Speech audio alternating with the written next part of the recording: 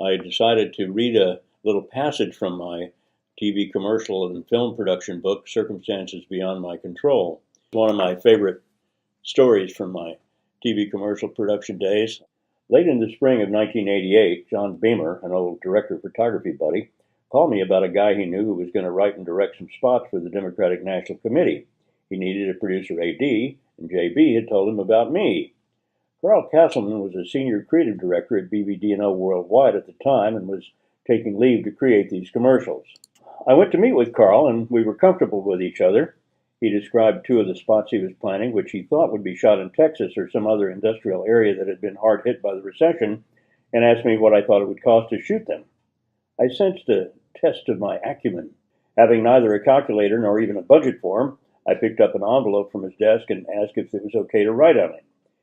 He assented, and I began asking questions and making notes.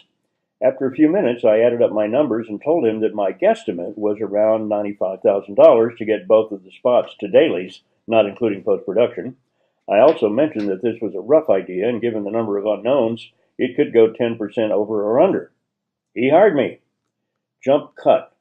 2 months and 8 commercials later. The last day we were in the office, Carl came over to my desk and asked if I had the actualized budget for Texas. I handed it to him, and he turned to the last page and read for a moment. Then he reached into his pocket, removed a somewhat tattered piece of paper. He looked at it, then handed me both. The tattered piece of paper was the envelope on which I'd scratched out a budget at our first meeting.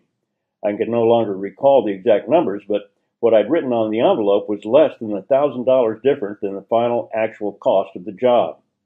I looked at the numbers and at Carl, and he grinned. We shook hands, and he said something like, "You're good," and then he walked out. Here is one of the spots that we did in Texas. 4 more years of Republican prosperity. Vern, you seen any of this Republican prosperity? Nope, can't say that I have. Earl, you seen any of this Republican prosperity? Don't believe so. Maybe WB has. WB, you seen any of this Republican prosperity?